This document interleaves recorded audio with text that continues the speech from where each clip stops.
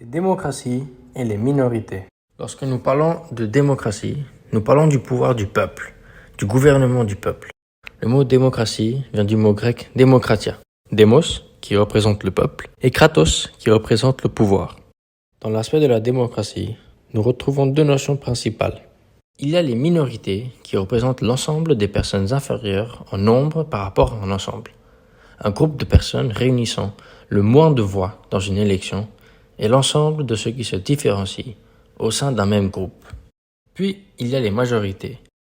Ceux-ci ont une supériorité dans le nombre des éléments d'un ensemble, c'est-à-dire qu'ils représentent la plus grande partie d'un ensemble et possèdent le plus grand nombre des voix ou des suffrages, qui fondent la prise de décision ou même des élections. Dans cette vidéo, nous n'allons pas parler d'un type spécifique de minorité, comme les minorités ethniques, religieuses, etc. On va plutôt parler des minorités en droit national. Nous allons parler des groupes de minorités qui sont impactés socialement, comme les minorités noires pendant le mouvement des Black Lives Matter, ou des minorités politiques, comme les électeurs d'un parti perdant. Nous allons donc nous demander comment la démocratie impacte-t-elle les minorités.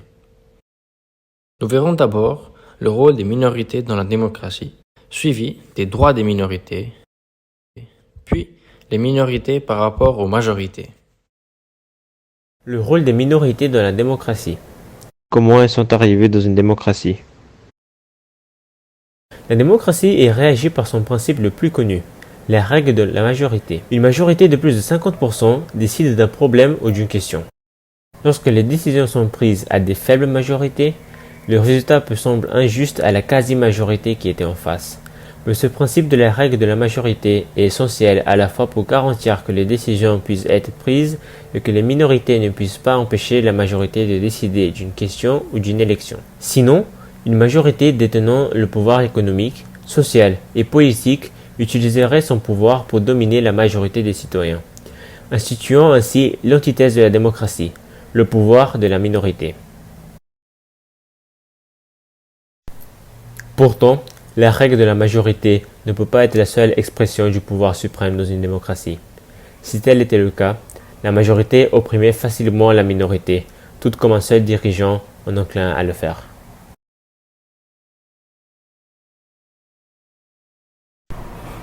Ainsi, s'il est clair que la démocratie doit garantir l'expression de la volonté populaire par la règle de la majorité, il est tout aussi clair qu'elle doit garantir que la majorité n'abuse pas de son pouvoir pour violer les droits fondamentaux et inaliénables de la minorité.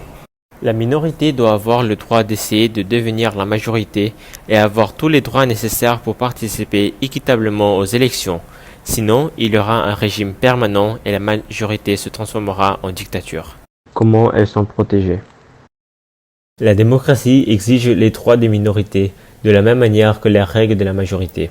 En effet, au sens où on entend la démocratie aujourd'hui, les droits de la minorité doivent être protégés, quel que soit le degré d'aliénation d'une minorité par rapport à la société majoritaire, sinon les droits de la majorité perdent leur sens. Deuxième partie, des droits des minorités. Les minorités doivent avoir confiance que le gouvernement protégera leurs droits et leur identité. Les démocraties comprennent que la protection des droits des minorités à défendre leur identité culturelle, leurs pratiques sociales, leur conscience individuelle et leurs activités religieuses est l'une de leurs principales tâches. Dans le droit des minorités, nous retrouvons deux classes différentes, le droit matériel et le droit moral. Le droit matériel représente l'ensemble des idées de droit qui constituent la base des droits subjectifs. Il est également appelé droit du fond ou droit substantiel, c'est-à-dire ayant un système juridique, donc un rapport avec le droit, qui utilise des règles subjectives dont une personne peut se prévaloir pour défendre ses intérêts.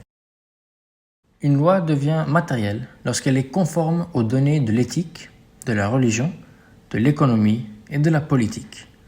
Le droit matériel est donc une structure basée sur des composants extra-juridiques. Ceux-ci sont incorporés aux droits internationaux des droits de l'homme, qui contiennent les droits de l'enfant, les droits des femmes et les droits des réfugiés.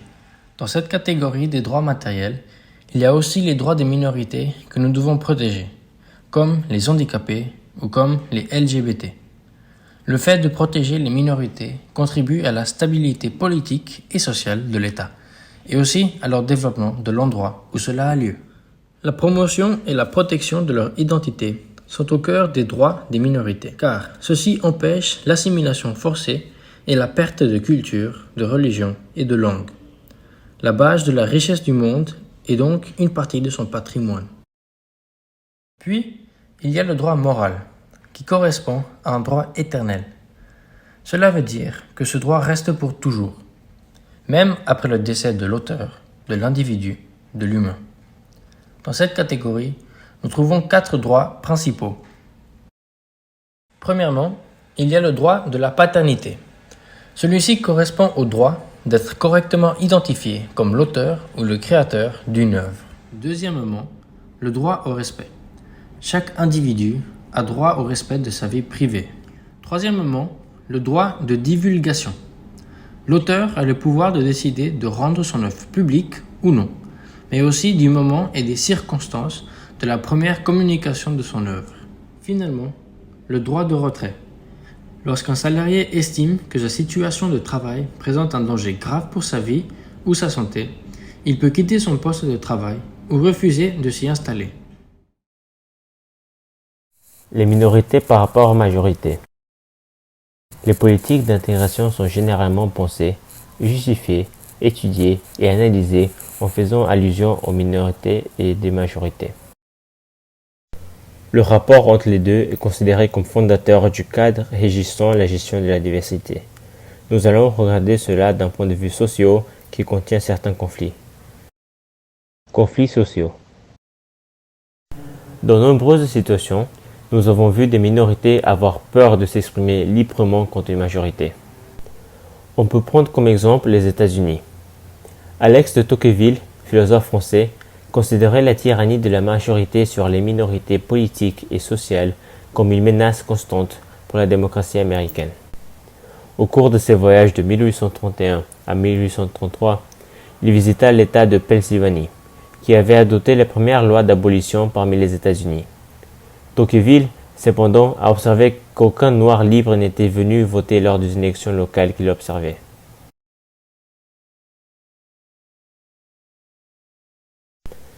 Lorsqu'il a demandé pourquoi, on lui a répondu que si les Noirs libres avaient le droit légal de voter, il craignait les conséquences de son exercice. Tocqueville avait découvert l'un des défis les plus profonds au fonctionnement d'une véritable démocratie. La majorité, a-t-il conclu, non seulement fait les lois, mais peut aussi les enfreindre.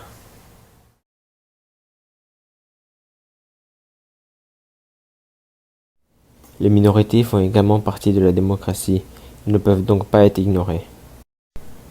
Comme la majorité, ils possèdent des droits qui les protègent et renforcent leur rôle dans une démocratie. Même si toutes les démocraties n'ont pas réussi à intégrer pleinement les minorités, on observe de nos jours de plus en plus d'avancées vers l'égalité entre majorité et minorité. Merci d'avoir vu cette vidéo.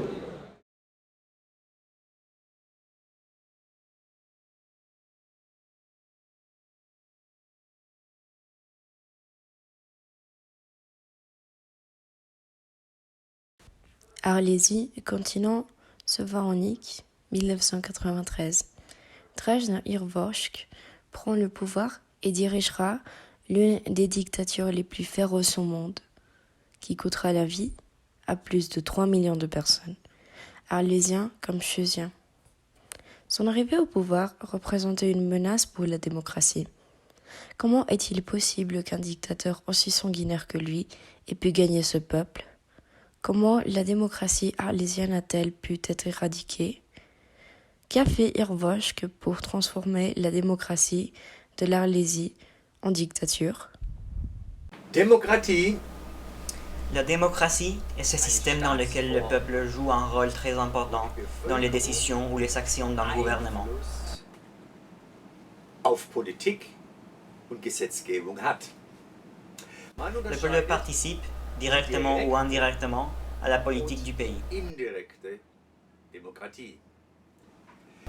Elle est réglée par des principes fondamentaux, tels que la participation du peuple direct par référendum ou indirect par représentant aux affaires du pays, la liberté d'expression, la liberté de la presse, la séparation des pouvoirs et le pluralisme politique. Ce modèle ne convenait pas à Irvoshk. Il le méprisait. Et pourtant, il arriva au pouvoir démocratiquement. On pourrait s'attendre à ce que son arrivée au pouvoir soit grâce à un coup d'État, comme l'a fait Franco en Espagne, ou qu'une puissance étrangère soit intervenue, comme cela s'est produit au Chili avec les États-Unis et Pinochet. Mais Irvoshk a utilisé la démocratie qu'il détestait tant pour être au pouvoir. Il n'est pas le seul à avoir fait cela. Le premier qui peut venir à l'esprit est Adolf Hitler, qui a également été un dictateur arrivé démocratiquement. Ce qu'Irvoshk a fait n'est pas aller à l'essentiel sitôt. Il a décidé d'attendre, de gagner le public, de le manipuler, de lui donner l'impression qu'il est libre en tant qu'il suit les idées d'Irvoshk. Aber immer unter dem Vorwand der Ideologie von Irvoshka. Comment les Arlésiens étaient-ils aussi attirés par lui? Sa première technique est de faire happer les émotions des gens. Nous, le peuple vazarais, nous avons perdu la plus grande bataille que nous ayons jamais affrontée. Cette guerre n'était pas la guerre civile que nous avons subie. Ce n'était pas la crise économique. Ce n'était même pas la guerre contre la Chétie. Nous avons perdu la guerre contre le séparatisme. Nous nous perdons. Nous créons plus de divisions et de frontières. Arlésie, Rosé, Roudam, Lakava, Lat, Virgère et Ravi. Il y a très peu d'union entre les peuples qui ont hérité du grand empire vazarais. Mais nous sommes encore à temps pour retrouver cette union. Nous sommes à temps pour gagner la guerre, pour redevenir ce que nous étions avant, pour être ce que nous méritons d'être, l'empire des Vazarais. Au milieu du XVIIe siècle, l'Arlésie s'est imposée comme un immense empire dans le Vazarais. Cependant, il y a un autre empire qui a commencé à émerger, la Grande Chétie. Ces deux empires sont entrés en guerre à la fin du XIXe siècle, culminant au début du XXe siècle avec la victoire de la Chétie. La victoire de la Chétie a provoqué l'effondrement du grand empire vazarais.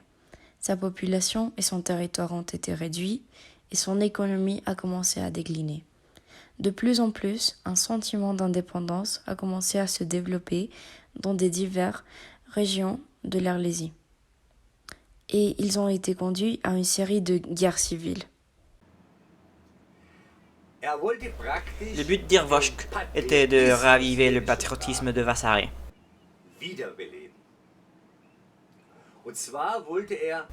L'union des peuples et des différents groupes ethniques de la région du Vazarais était importante pour lui. La première chose qu'il a fait était de faire en sorte que les différentes populations se sentent comme une seule, comme lorsqu'elles appartenaient à l'empire Vazarais.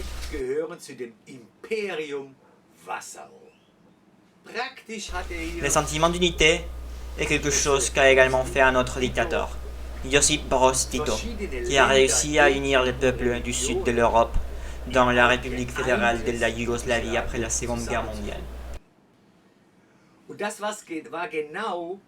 Et c'est la première chose que recherchait Irvoshk, l'union des villes du Vazarais.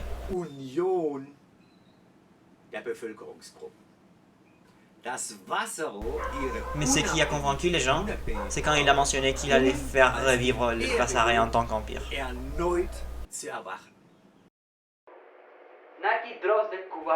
Vous vous souvenez de l'époque où ce pays était un grand empire, quand nous étions l'un des pays les plus puissants, non seulement sur le continent, mais aussi sur le monde entier.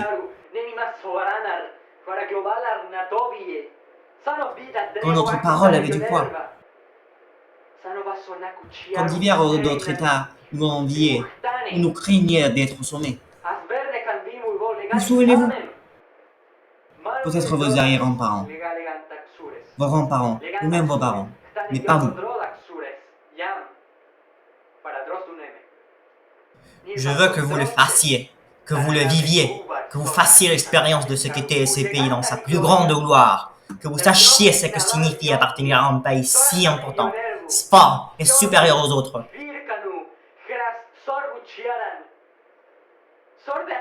Que vous vous sentiez vraiment fier d'être de Vasaré. Et pas seulement vous. Je veux que vos enfants, petits-enfants, arrière-petits-enfants et toutes les générations futures sachent ce que c'est de vivre dans le grand empire créé par nous, le peuple Vasaré.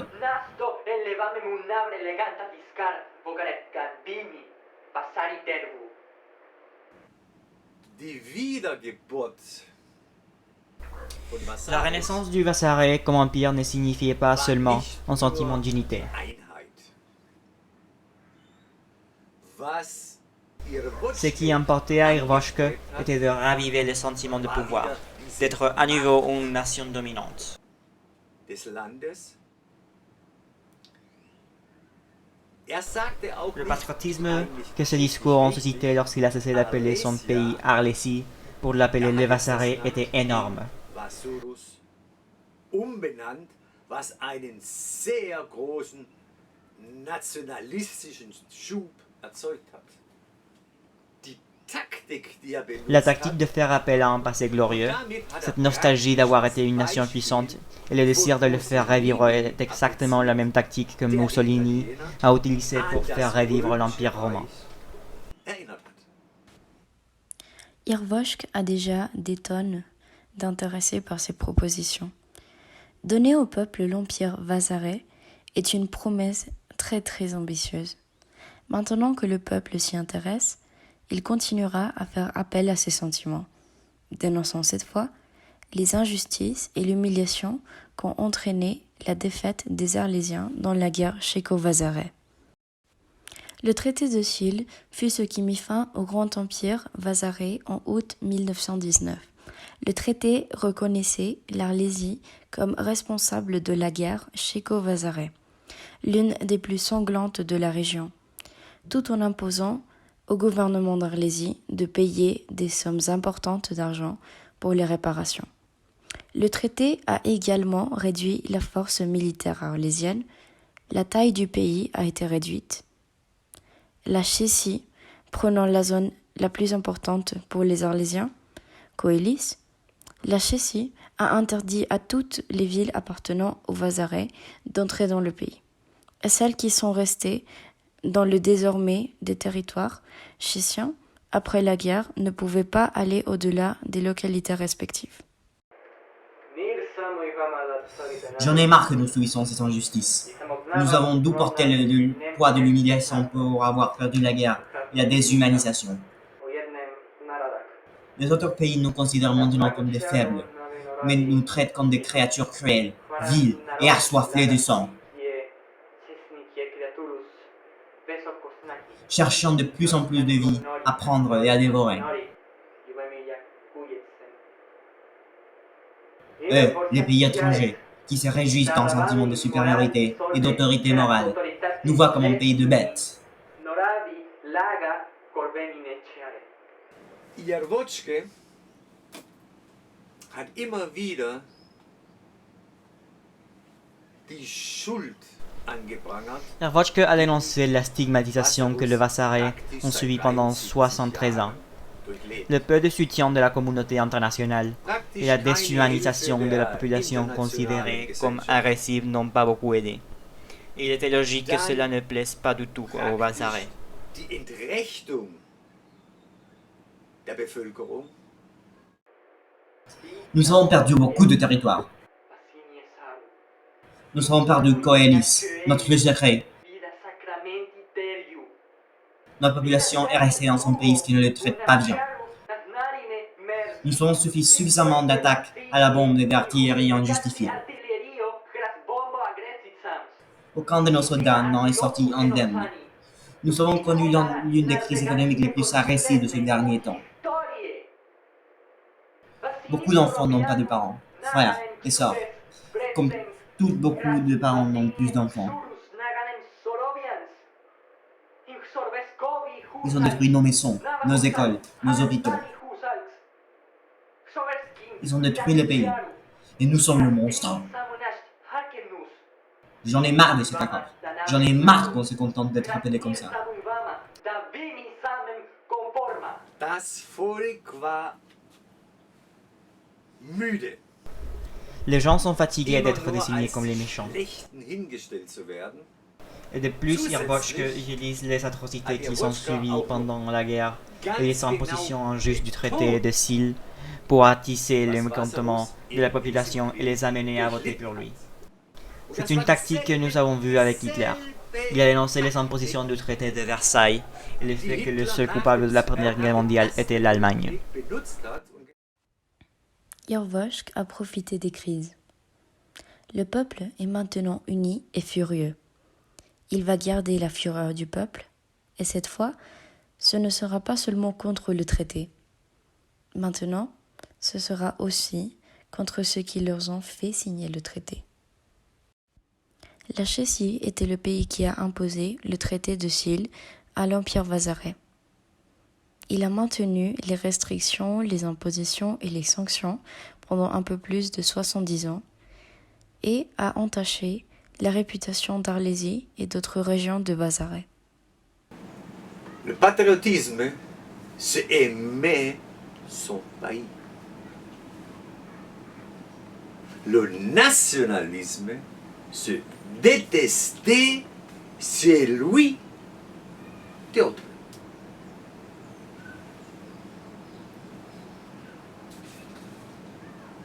En citant cette phrase de Charles de Gaulle, on peut remarquer un changement dans les objectifs d'Irboschke, passant du patriotisme au nationalisme. Il a déjà réussi à unir les différents peuples et minorités ethniques du Vazarais, et à leur donner une motivation pour rester unis et aimer leur pays. Maintenant que tout le monde est uni, Irvoschke incite à haïr la cause principale du traité, la guerre et les crises qui sont suivies. Il a déjà un ennemi marqué. Son prochain mouvement est de répandre des mensonges et des exagérations médiatiques.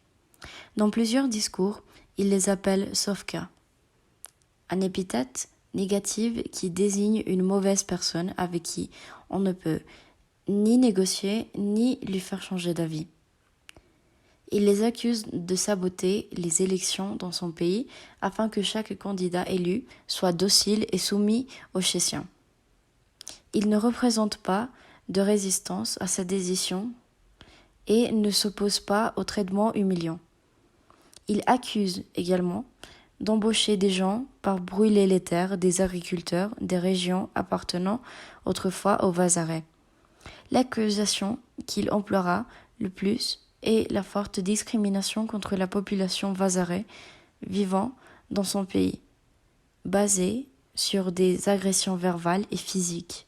La discrimination ou l'exploitation par le travail, les arrestations et exécutions arbitraires.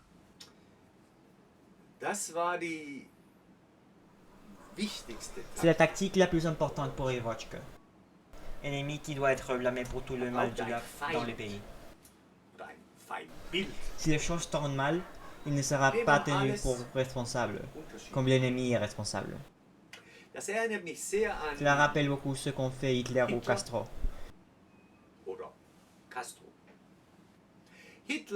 Hitler a accusé les Juifs d'être tout le mal du monde, les a déshumanisés, les a considérés comme inférieurs. Et Castro a accusé les États-Unis d'être les coupables des problèmes du pays. Toujours, ou presque, il a toujours évoqué le blocus, l'embargo économique cubain, comme bouc émissaire. Que le problème soit ou non lié aux Juifs, aux États-Unis ou à la Chétie, peu importe. Ce qui compte, c'est qu'ils soient les ennemis. Maintenant, il ira un peu plus loin. Même si l'ennemi principal est la Chétie, il y a un autre ennemi à éradiquer, dont la faute réside dans sa complicité avec la Chétie. Cet ennemi est pour lui la démocratie. Le nouvel État vazarais a signé le traité de Sille, acceptant toutes les sanctions imposées par la Chétie sans plainte ni résistance. Pendant 7 décennies, le pays n'a pu que sombrer dans la misère économique et sociale. Au milieu des années 1950 et 1960, des groupes séparatistes de diverses régions du Vasaré ont commencé des révolutions et des guerres civiles qui déstabilisent le pays. Eh bien, qu'il n'ait pas obtenu l'indépendance, l'union des peuples vasarais a été gravement endommagée. Toute la déstabilisation a été la faute de la Nouvelle République. Et qui étaient ceux qui nous séparaient? La Chétie. Oui, ils ont commencé tout ça. Mais il y a quelque chose qui nous manque. Un complice de la Chétie. Le pire, que c'est juste ici. C'est la Nouvelle République. C'est celle-là les coupables. La Nouvelle République. Parce que nous avons pu éviter les crises. Nous avons pu éviter les séparations. Nous avons pu rejeter les impositions absurdes du traité de Sil. Mais non! Cette nouvelle république absurde a tout accepté sans poser de questions. Il a été très permissif, très soumis, en fait. La nouvelle république était un chien, un animal de compagnie de la Sovka, installé par ces grands agresseurs internationaux pour contrôler notre pays. Il obéissait à toutes les règles de ce rôle ridicule. Il les a laissés nous humilier pendant 70 ans. Il a promis de résoudre les problèmes et a fini par tout empirer.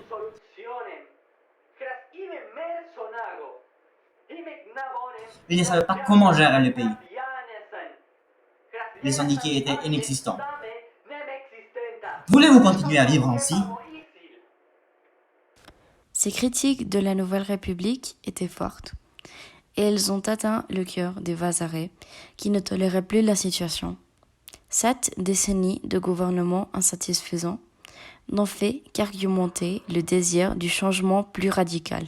Pour eux, Irvoshk était une proposition différente, le changement dont ils avaient besoin, un moyen de sortir de la misère. La Nouvelle République et son système démocratique ont été inutiles. Tous les présidents qui ont été élus avec ce système ont été faibles parce que la Chétie avait besoin de personnes faibles et obéissantes pour pouvoir rester au sommet. La démocratie peut fonctionner dans d'autres pays, mais dans celui-ci, ce n'est certainement pas le cas. Et quelque chose devient de tout cela. C'est que nous pouvons éradiquer ce parasite de notre société. Je voudrais faire un coup, mais je pense qu'il vaut mieux vous donner la possibilité de choisir. Voulez-vous continuer avec cette république ou voulez-vous corriger ces erreurs? Vous choisissez.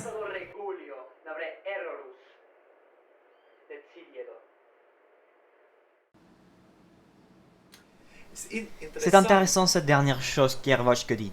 Was Irvoshke in einer Rede gesagt hat. Je vous laisse choisir. Euch entscheiden.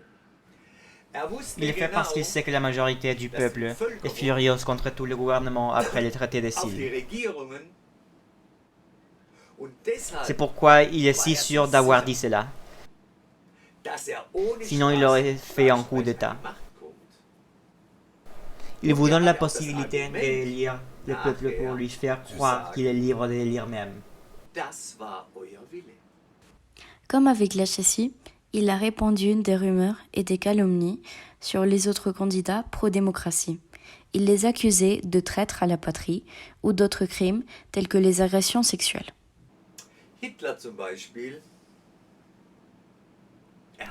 Hitler a également utilisé cette action pour dénoncer les faiblesses de la démocratie ou de l'État démocratique lorsqu'ils ont accepté le traité de Versailles.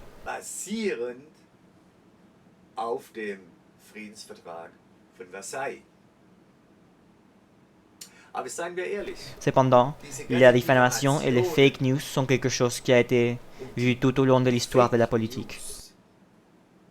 Ce sont d'innombrables cas qui continuent à se produire, même dans les pays démocratiques. Des accusations de trompe de fraude électorale présumée, ou messages diffamatoires de Jair Bolsonaro. Il n'y a pas de retour en arrière. Les Vézarais sont déjà convaincus par leur discours. Irvoshk a déjà fait appel au sentiment du peuple. Mais ce qu'il a dit n'est pas la seule chose qui a attiré les gens. La façon dont laquelle s'est présenté est ce qui les a captivés. Si les promesses d'Irvoshk semblent dures, la façon dont il les présente l'est encore plus. Irvoshk n'hésite pas à utiliser un vocabulaire agressif pour formuler ses critiques. Il ne s'attarde pas sur le sujet et n'utilise pas d'euphémisme. Il est direct et essaie toujours d'aller droit au but, avec une rhétorique simple et captivante. Sa principale caractéristique est la force. C'est pourquoi il a formé sa propre organisation paramilitaire, l'armée révolutionnaire des Républiques unies du Vazaret, également connue sous le nom de Vejda. Ce serait une organisation composée par les plus fidèles du parti. Le Vejda protégerait Irvoshk, constituerait une menace pour l'opposition et s'entraînerait pour la deuxième guerre tchéco-vézarais, qui aurait lieu des années plus tard. Le Vejda sera féroce et représentatif. À plusieurs reprises, Irvoshk s'est avéré pouvoir apporter des changements positifs significatifs dans les différents États du Vézaret, de plus en plus de contenir des groupes d'opposition réactionnaires. Sa force et sa détermination feraient que les gens commencent à appeler Briadeli, notre Salvateur. Le peuple est convaincu qu'il est le seul à pouvoir les sauver. De plus en plus, ses propos et ses actions sont trop controversés, à tel point que le président de la Chétie, Levi Nassaboul, a dû prononcer un discours dénonçant le propos violent et les initiations de la haine qu'il génère. My fellow Chessians, Alessians, and other citizens from the Vasaras, we are in a very tense moment, not only for us, but for democracy as a whole, which is being menaced by General Irvoshk. This Alessian general is accusing us of committing horrible acts in groundless claims and accuse the democracy of being fraudulent. I want all Vasari citizens to fight for democracy, to fight for the principles of human beings, and to not be fooled by the tyrants of the Vasarish party. We are not afraid of them. Despite their constant menaces and warmongering, we are not afraid, and we will not give in. If it is necessary, we will go to war to protect our homeland, to protect our freedom, and to protect ourselves. Monsieur Levi Nazaboul, vous ne mettrez pas le pied dans ce pays. Ose le mettre, et vous verrez de quoi nous, les Vasarais, sommes capables. Nous ne sommes normalement pas agressifs, mais après 70 ans de misère qu'ils nous ont fait subir, ne pensez pas que nous pardonnerons aussi facilement.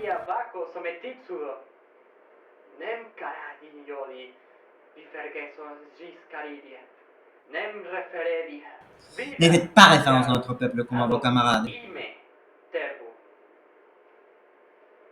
car ce n'est pas le vôtre. Vous êtes le moins susceptible de parler de notre peuple comme le vôtre. Ces 70 années ont montré que ce que vous êtes. Et si vous devez partir en guerre, tant pis. Nous ne nous laisserons pas gouverner par des rats comme vous.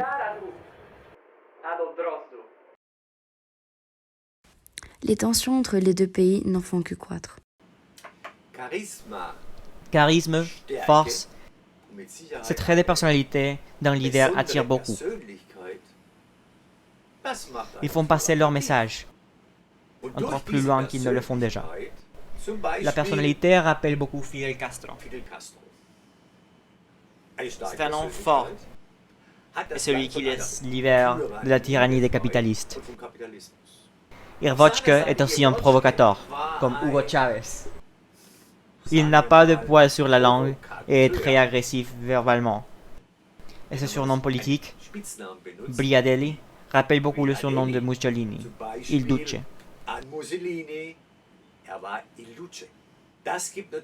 Et comme toute autre campagne de ce type, elle a utilisé beaucoup de propagande. L'impression qu'il fait sur les masses est celle d'un messie. Cependant, il a un dernier mouvement qu'Irvoshk fera. L'opposition dans le Vazaret est quasi inexistante. On dirait que le peuple adore Irvoshk à l'unanimité. Mais la réalité est qu'il y a eu une forte répression contre les groupes qui n'étaient pas à faveur des idées du parti. Il a inculqué dans l'esprit des Vazarets que ceux qui s'opposent au parti sont des gens qui soutiennent le modèle démocratique de Chézy, qu'ils sont des traîtres et des marionnettes des Chéziens. La presse ne peut pas dire du mal d'Irvoshk ou de son parti. Elle ne peut pas parler des actions inhumaines qu'elle mène. Et elle ne peut pas dire du bien de la Chézy, du Nassaboul ou de leur modèle démocratique. Il encouragera le peuple à être violent, si nécessaire, contre l'opposition, et sa milice fera également son travail. De nombreux opposants en politique, démocrates ou journalistes iront dans des camps de concentration situés dans des zones reculées. Les plus connus seront les camps de Chaltz et de Vezdek. Ce dernier sera connu par les mauvaises conditions dans lesquelles vivent les prisonniers, qui recourront très souvent au cannibalisme pour survivre ou au suicide pour échapper à la souffrance. Des exécutions sont également organisées dans des zones encore plus reculées. Même si cela n'a pas empêché des preuves photographiques ou vidéos de personnes qui vivaient à proximité. Toute cette machinerie de la peur a été orchestrée par le général Agori, la main droite d'Irvoshk, un des plus fidèles partisans, et celui qui a organisé le massacre de Dazdaoui en 1996. Il sera pendu en 2002 pour des crimes de guerre et de crimes contre l'humanité. Les camps de concentration dans lesquels sont internés les opposants au régime ont été utilisés par de nombreux gouvernements. On peut citer les fameux goulags de l'Union soviétique, qui étaient également situés très loin en Sibérie, ou ceux du Corée du Nord, qui sont situés dans des zones éloignées de la capitale. L'existence des camps d'Irvoshk était quelque chose de caché au public. On savait que les opposants allaient être arrêtés et qu'ils allaient faire du travail forcé. Mais personne ne savait à quel point il était inhumain d'être dans des camps de la terreur suivis par les opposants. Enfin, en mars 1993, Irvoshk a été élu président, a brisé la démocratie, restreint de nombreuses libertés et droits, contrôlé tous les pouvoirs législatifs, exécutifs et judiciaires, a commencé une purge qui consistait à nettoyer le pays de l'opposition, et allait commencer une autre guerre avec la Chézy, dans laquelle ils ont tous perdu. En 2001, une guerre civile a éclaté et elle s'est terminée par l'arrestation et l'exécution d'Irvoshk. Les techniques qu'il a utilisées pour arriver au pouvoir ont été utilisées par tous les dictateurs de l'histoire. Populisme pour toucher les masses, orgueil excessif du pays ou du parti, diabolisation de l'ennemi, langage simple mais fort, apparence forte et intimidante d'un provocateur ou d'un sauveur, et une répression contre l'opposition. Espérons simplement que ce qui s'est passé au Vazaret, en Arlésie et dans les autres États suivis pendant 8 ans ne se reproduise plus. Et j'espère qu'avec des exemples comme ceci, nous pourrons reconnaître quelqu'un qui veut accéder au pouvoir et mettre fin à la démocratie pour l'empêcher de choisir ce type de personnes.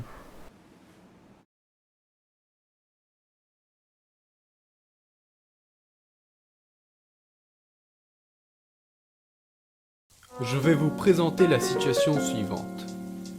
Un État quelconque, sans gouvernement pour l'instant, convoque 3 philosophes appartenant à 3 périodes différentes dans l'histoire. Aristote, Hegel et John Rawls. Ceci avec la finalité qu'ils puissent discuter et trouver le meilleur régime politique pour cet État. Ainsi, on découvrira si la démocratie est, comme on le pourrait penser à simple vue, la meilleure solution. Finalement, on pourra également analyser les différentes perspectives par rapport à la démocratie dans le monde de la philosophie.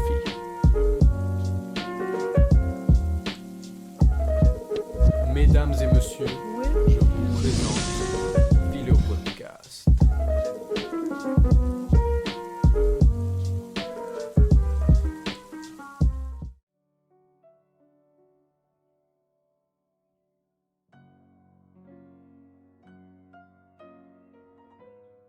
Bonjour à tous, je m'appelle Aristote. Je suis né en -384 dans la Grèce antique et je me considère comme un des professeurs les plus importants de l'école athénienne, avec mon partenaire Platon. On ne partageait pas les mêmes idées. Moi je pense que toutes les personnes sont intelligentes et peuvent activement participer à la vie politique.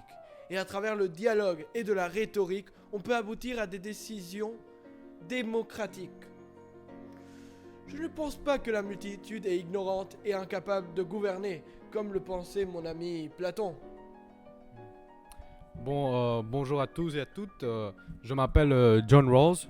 Je suis né en 1921 aux États-Unis. Je suis un philosophe orienté principalement à la philosophie politique et j'appartiens à la tradition libérale. Pour vous donner une brève introduction sur ma philosophie, globalement, elle se base sur la justice. Je défends le droit de posséder les libertés fondamentales, l'égalité des chances, ainsi que l'idée de faciliter le maximum d'avantages aux membres les plus défavorisés de la société. Vraiment, c'est un honneur de pouvoir avoir une conversation avec ces deux professeurs géants et incroyables de la philosophie, et j'ai hâte de commencer ce débat. Bon, merci vous deux. Bonjour monsieur, je m'appelle Hegel et je suis né en Allemagne en 1770. Je me suis intéressé à de nombreuses disciplines, la dramaturgie grecque et latine, les sciences, la psychologie et même la théologie. Mais comme vous deux, ma discipline principale est bien sûr la philosophie. J'ai ensuite développé ce que je nomme la dialectique, où chacun de ces domaines que j'ai étudiés a une place particulière. Je pense que c'est pareil en politique. Il y a un ordre qu'on doit suivre et respecter. J'espère que ce débat puisse également prendre la forme d'une dialectique et qu'on puisse conclure sur une synthèse qui nous permettra de faire évoluer notre pensée philosophique. Bon, parlons maintenant un petit peu sur nos pensées sur la démocratie, sur l'organisation politique afin de mieux discuter, de mieux organiser ce débat. Bon, Aristote, tu veux aller en premier ? D'accord. Moi, ce que je veux dire, c'est que pour moi, le démos kratos, le pouvoir du peuple, le plus important, c'est le bien-être du public qui est pris en compte pour pouvoir juger un régime, monarchie, aristocratie ou démocratie. Ce n'est pas de questionner celui qui gouverne, quoi qu'il soit, philosophe, roi, tous, tyran, etc., en tant qu'individu, mais plutôt la manière de construire les formes et actions du gouvernement en tant que peuple. Pour moi, on ne peut pas compter sur la tyrannie. C'est une manière de monarchie qui a comme objectif l'intérêt du roi seul. Dans une tyrannie, celui qui a le pouvoir n'est pas capable de produire une société libre où il n'y a pas de personne libre de choisir. C'est la pire constitution de tous. Une monarchie corrompue. Ensuite, l'oligarchie est une gouvernance qui vise le bénéfice de la minorité dirigeante. Je ne pense pas que c'est l'idéal pour un peuple. C'est l'aristocratie corrompue qui vise l'intérêt du groupe de dirigeants. Toi, qu'est-ce que tu en penses ? Aristote, je peux tout à fait comprendre ta perspective et ce qui t'a fait croire que c'est dans l'affilée de la démocratie athénienne qu'il faut suivre dans ce débat. Par contre, votre concept de démocratie est expiré. Il ne peut plus fonctionner de nos jours. Même si cette démocratie a fondé les bases de la politique de nos jours, des grands penseurs de ton époque savaient déjà que c'était impossible. Prends Platon par exemple. Il savait bien, pareil que moi aujourd'hui, qu'une démocratie ne permet pas à un peuple de progresser. Par contre, mon opposition n'est pas avec toi personnellement. C'est avec la notion de démocratie que tu présentes. Et je vais vous expliquer pourquoi. La démocratie est une société anarchique, sans aucune unité cohérente. Cette notion de démocratie semble apporter une union parfaite d'un peuple, ce qui lui permettrait idéalement de progresser. Par contre, en pratique, ceci n'est pas du tout le cas. Une démocratie n'est rien de plus qu'un rassemblement d'atomes indépendants. Dire que le peuple est chargé de décider les choses moralement est une idée irréelle. Pour établir un régime qui se base sur l'opinion publique, Il faudrait tout d'abord que le peuple puisse se concentrer sur une unité sociale et uniquement ensuite questionner les décisions morales. Mais que faire en attendant ? En toute situation, la démocratie n'est qu'un euphémisme de l'anarchie. De plus, la notion de peuple, la base de toute démocratie, n'est qu'un concept abstrait et imagé. Le peuple, comme le suggère la démocratie, n'existe pas. La légitimité politique se trouve uniquement dans une compréhension rationnelle des situations présentées. Non, je suis pas d'accord avec toi, Hegel. Par contre, tu sais que même si tu arrives à bien remettre en question la notion du peuple, il faut quand même admettre que si les individus sont ceux qui sont gouvernés, il faut bien que ce soit eux qui puissent contrôler le gouvernement. Comment peux-tu expliquer qu'une démocratie, le seul type de gouvernement qui permet ceci, ne soit pas si efficace ? La démocratie a une tendance à suivre les pulsions et les désirs des citoyens, au lieu de considérer le véritable bien commun. C'est comme ça que je te réponds. Les élections ouvertes à tous mettent en lumière une immensité de votes, qui sont des exemples des effets de la propagande et de la manipulation de masse, et non des connaissances individuelles. Ton peuple ne peut pas prendre le recul nécessaire pour contempler le bien commun. Je suis d'accord avec Platon, qui dit tout simplement que les citoyens ne doivent pas se gouverner, car ils ne savent pas quoi faire. D'autre part, le votant n'a aucune certitude que le représentant reflètera sa perspective. Une fois élu, il est souverain et n'a aucune limitation. Finalement, une démocratie, telle que celle qui a été conçue en Athènes, ne peut pas du tout fonctionner à grande échelle. En augmentant le nombre de votants, sous le prétexte de donner plus de pouvoir au peuple, on fait le contraire, en fait. On crée un sentiment d'indifférence dans l'esprit du votant. Ils ne peuvent pas percevoir l'effet ni l'importance de leur vote, ce qui les aliène de la vie politique. Dans une démocratie, la liberté humaine de l'individu est aussi mise en question. Il est traité uniquement comme une abstraction et non comme une partie ou une représentation de ses alliances sociales. La vérité de la subjectivité existe uniquement dans le sujet. La vérité de la personnalité existe uniquement dans une personne. L'idéalisation de l'État existe donc comme plusieurs personnes, plusieurs sujets. Par contre, l'État comme souverain, par nature, a besoin d'être unifié, individuel. La mise en place du monarque est simplement la culmination de la volonté unifiée de l'État, qui à son tour est la volonté unifiée du peuple. C'est la monarchie qui permettra de mieux gérer un pays et d'assurer son progrès. Mais bon, ceci n'est que mon opinion sur l'organisation politique et sur la démocratie. Et bien sûr, dans l'esprit de ma propre dialectique, il faut considérer les autres idées, les autres thèses. Donc vas-y Aristote, explique-nous ce que t'en penses de la démocratie. Hegel. En théorie, la démocratie athénienne est irréfutable. Mais je comprends qu'en pratique, notamment sur une plus grande échelle, que tu puisses penser différemment. Je pense que la meilleure façon de gouverner est une sorte d'aristocratie qui est basée sur le mérite et non pas par le sang, le pouvoir. L'aristocratie, en théorie, peut être la meilleure constitution après la monarchie parce que les minorités dirigeantes seront la plus capable de diriger. Mais honnêtement, je préfère une constitution démocratique.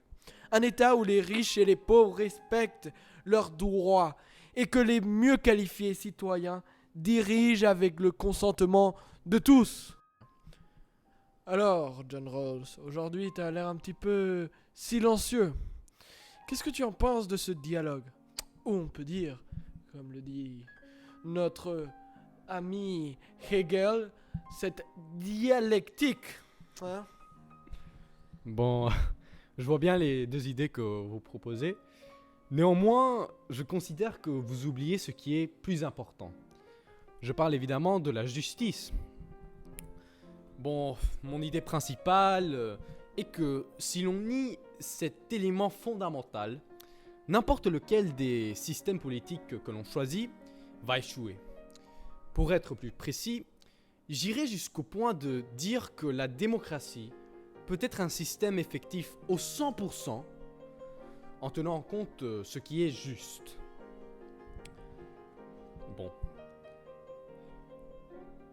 Dans un premier temps, Hegel, je dois dire que tu fais bien d'avoir remarqué le fait que la démocratie, elle peut être source d'anarchie, de perte de contrôle de l'État. Comme tu l'as bien dit, dans un État libéral, chaque membre de la population compte avec une opinion distincte et un compas moral différent. Puis l'État doit faire de manière récurrente des choix qui ne seront pas admis par tout le monde, puisqu'un pays ne peut compter qu'avec une seule loi. L'avortement ne peut être au même temps légal et illégal. L'État ne peut être au même temps religieux et laïque. Cette loi unique marque deux problématiques principales. Le premier problème concerne la légitimité. Comment serait-il légitime de contraindre tous les citoyens de suivre une loi unique, sachant qu'ils ont tous des opinions différentes? Puis, le deuxième problème concerne la stabilité. Pour quelle raison, moi, je suivrais de manière délibérée une loi qui est imposée par un État composé par des membres qui ont des valeurs et des croyances différentes aux miennes? Le problème est que si tous on refuse de suivre cette loi, l'ordre social va perdre sa stabilité. Ces deux problèmes peuvent être résolus de manière simple, avec ma théorie de libéralisme politique. Bon, Aristote, il me semble que tu as quelque chose à rajouter. Oui, Monsieur John Rawls, j'ai un doute, une question pour vous. En quoi se base exactement cette théorie de libéralisme politique dont vous parlez dans votre e-book? Bon, il y a deux principes. Premièrement, chaque personne doit avoir un droit égal à la liberté fondamentale la plus étendue, compatible avec une liberté similaire pour les autres. Dans d'autres mots, pour vous expliquer, ta liberté s'arrête là où la mienne commence. Pour vous donner un exemple, chaque individu a le droit de pratiquer librement sa religion. En revanche, un religieux ne peut pas convaincre un non-religieux d'y croire. Deuxièmement, les inégalités sociales et économiques doivent être aménagées de sorte qu'elles soient à la fois raisonnablement censées être à l'avantage de tous et aussi attachées à des postes et fonctions ouverts à tous. Basiquement, Aristote, ce que je suis en train d'expliquer, c'est que pour moi, tout le monde devrait partager la richesse de la société.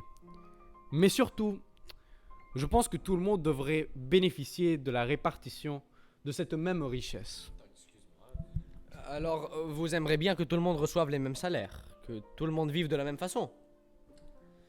C'est une très bonne question, Hegel, et non. Je ne pense pas que tout le monde devrait avoir le même salaire, puisque bien sûr, ceci est impossible.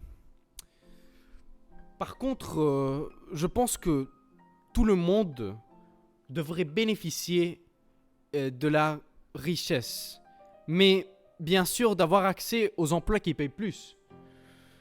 Dans un cas idéal, je pense qu'il s'agirait d'une démocratie propriétaire qui promouvrait une égalité d'opportunités politiques, économiques et sociales à travers une distribution égalitaire de propriétés productives à la population. Merci pour ton intervention, Monsieur Rawls. Et Aristote, je sais qu'aujourd'hui on a eu de nombreux malentendus et de nombreux désaccords sur plusieurs choses, mais je crois qu'on peut être d'accord sur le fait que même si nos pensées politiques ont été tout à fait pertinentes dans leur époque, elles sont aujourd'hui, tristement, des choses du passé. Et donc il me semble aussi logique de laisser le futur de ce pays dans les mains de Monsieur Rose. Mais qu'en penses-tu? Oui, monsieur Hegel. Pour première fois, je suis d'accord avec vous que on a marqué l'histoire avec notre pensée. Et on doit être très content que ça soit la vision de John Rawls qui va être pour ce pays, pour le bien de ce pays, et non pas la vôtre. Hein. Ouais. Tenez, monsieur John Rawls. Et bon, finalement, je voulais remercier nos téléspectateurs qui sont en train de voir ce podcast. Merci à vous.